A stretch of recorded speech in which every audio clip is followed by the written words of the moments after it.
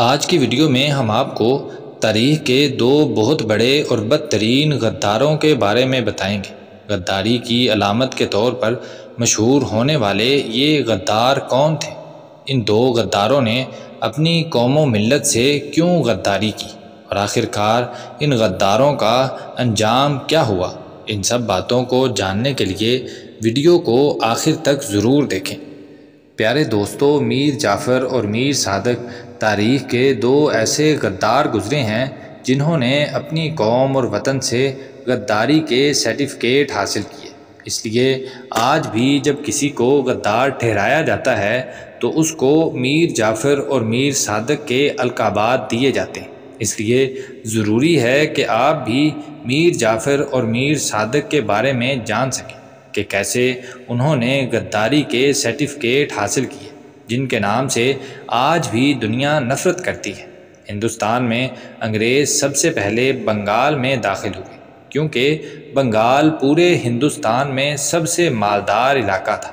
اس علاقے پر نواب سراج الدولہ کی حکومت تھی جو علی وردی خان کی جگہ 23 سال کی عمر میں تخت نشین ہوئے تھے۔ اس دور میں انگریز اپنے کاروبار کی حفاظت کے نام پر چھونیاں بنا رہے تھے۔ اس پر سراج الدولہ نے اس کام کی مخالفت کی، لہٰذا انگریزوں اور سراج الدولہ کے درمیان حالات کشیدہ ہو گئے اور دونوں کے درمیان ٹکراؤ پیدا ہوا تو سراج الدولہ نے اپنی بہادری کا مظاہرہ کرتے ہوئے کلکتہ پر قبضہ کر لیا، جس کے بعد انگریزوں نے سراج الدولہ سے چھٹکارا حاصل کرنے کے لیے اٹل فیصلہ کر لیا۔ انہوں نے اپنا ہر حربہ استعمال کیا لیکن انہیں کوئی کامیابی حاصل نہ ہوئی۔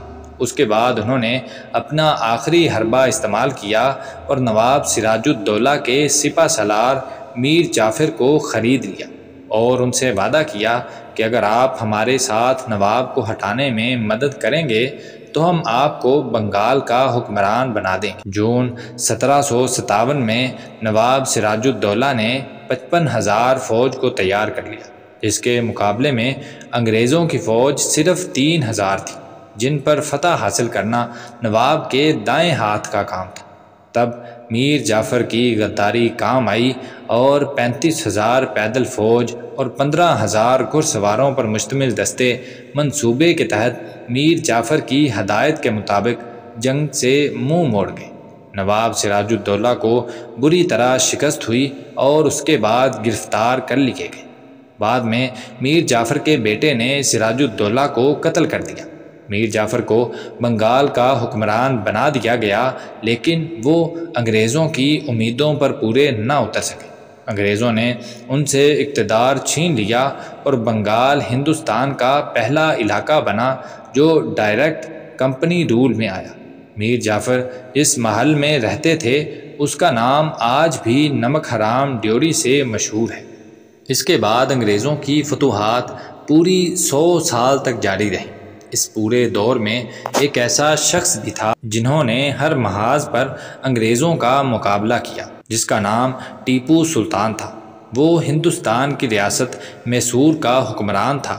ریاست میسور نے انگریزوں کے خلاف 4 جنگیں لڑیں، جن میں سے 3 ٹیپو سلطان کے دور میں لڑی گئیں اور ایک جنگ میں ٹیپو سلطان کو زبردست کامیابی حاصل ہوئی، جس نے انگریزوں کو معاہدہ کرنے پر مجبور کر دیا۔ لیکن دوسری جنگ میں شکست کھائی اور آدھی سے زیادہ ریاست انگریزوں اور دوسرے مخالفین کے ہاتھوں میں چلی گئی۔ تیسری اور آخری جنگ فیصلہ کن تھی، جس میں انگریزوں کے ساتھ ساتھ مسلمان بھی ٹیپو سلطان کے خلاف تھے۔ ٹیپو سلطان مئی 1799 میں 2 دشمنوں سے لڑتے ہوئے شہید ہو گئے۔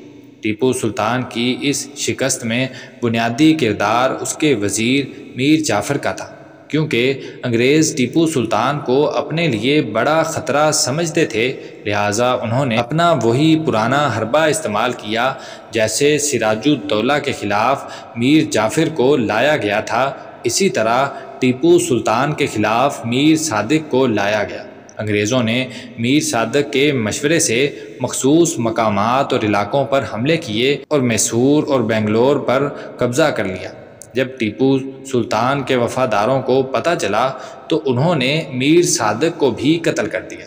ہندوستان کی تباہی میں جہاں نااہل حکمرانوں کا ہاتھ تھا، وہیں کسی نہ کسی حد تک میر جعفر اور میر صادق جیسے غداروں کے کردار بھی شامل تھے۔ اس لیے جب تک دنیا ٹیپو سلطان اور سراج الدولہ کو یاد کرتی رہے گی، اسی طرح میر جعفر اور میر صادق جیسے غداروں کو بھی دنیا یاد کرتی رہے گی۔